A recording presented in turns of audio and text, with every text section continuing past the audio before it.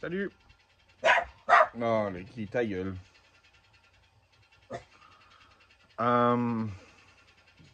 Salut! Lucky! Je peux-tu faire une vidéo sans que tu jappes après tout le monde? Y'a personne.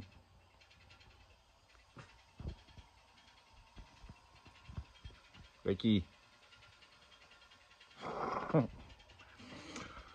Donc, mise à jour pour un peu tout le monde. Je vais essayer de faire ça vite. Tout va bien. Il fait pas si pire ici. On a une belle température. Il fait chaud. Il a plu pendant une couple de jours. Puis dans la dernière nuit, dans les quelques dernières nuits, j'ai eu des visites de différents animaux. Puis la dernière, l'année passée, c'était un bobcat, un lynx, peu importe, grosse face de chat. Je l'ai chassé de mon poulailler, mais il a été capable d'en tuer quelques-uns aussi, dont un de mes poulets. Je suis rendu maintenant à 19 poulets. 18 poules et un poulet. Un coq. Et c'est ça. Donc, je suis en train de faire la boucherie, les déplumer, les enlever leur peau. Et puis ensuite de ça, je les cuis pendant 2 jours. Oui. Et ensuite de ça, ben, je peux le redonner à mes poulets dans le fond. Avec tout le complet. Et puis, ça les nourrit, ça lui fait du bien. Puis, au moins, il n'y a pas de perte. En passant, si tu n'es pas prête à voir des choses mortes, arrête de regarder la vidéo maintenant, puis passe à autre chose. Donc, ça, c'est une de mes dernières que j'ai à faire. J'ai déjà commencé. C'était une de mes préférées, malheureusement. Mais, il faut que tu apprennes. Tu as du stock mort, tu as du stock vivant. Donc, je les prends complètes. Je les déplume, je les enlève les pattes, la tête, le tout. Je me suis mis mon couteau puis ma petite table juste ici pour donner un produit final qui ressemble à peu près à cela.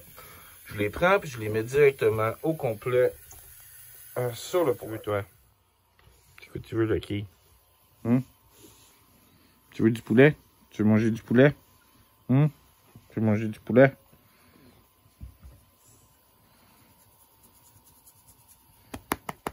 Une fois que j'ai fini de les monter, puis les boucher, ben là, je m'en vais sur le tas de cheveux. Les morceaux, les pattes, toutes les entrailles, tout y va. Mes petits dinosaures, ils vont tout manger ça par après. Je l'ai déjà fait auparavant avec d'autres qui étaient malheureusement, qui ont malheureusement passé sous le prédateur. Mais c'est cela, avec mon beau gros foyer neuf. Puis aussi, ben là, ça me donne le temps de vous montrer mon système d'eau chaude que j'ai monté. Ça fait un bout que, ben ça fait une semaine qui est terminée, pardon, je suis en train de digérer. Donc le principe, la hausse de jardin va être remplacée éventuellement, mais la hausse de jardin rentre ici et s'en vient mon eau froide. Et il y a un tube qui s'en va jusque dans le bas au complet. Comme ça, mon eau froide est toujours dans le bas. Ensuite de ça, j'ai un tuyau qui sort ici. J'ai une petite valve. Comme ça, si je veux le vider, je peux le vider. J'ai un trou ici, je peux vider ça par en dessous. Ou sinon, l'eau monte jusqu'ici. Ça en vient ici. Et ici, j'ai un serpentin. Serpentin, toi. De cuivre qui est tout sur le tour de ma cheminée, ce qui se réchauffe. C'est pour ça que j'ai mis ça ici. Toute la chaleur est gardée à l'intérieur ici. Ensuite, repasse. J'ai une autre sortie ici si je veux avoir l'eau chaude directe. Ou sinon, retourne à l'intérieur.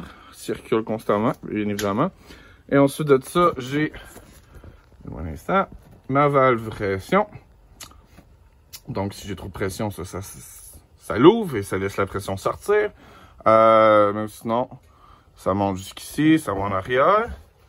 Et puis, un instant, dans mon projet, ben là, ça c'est mon eau qui s'en vient, bien évidemment, mais je voulais avoir une manière de pouvoir faire sécher mon linge.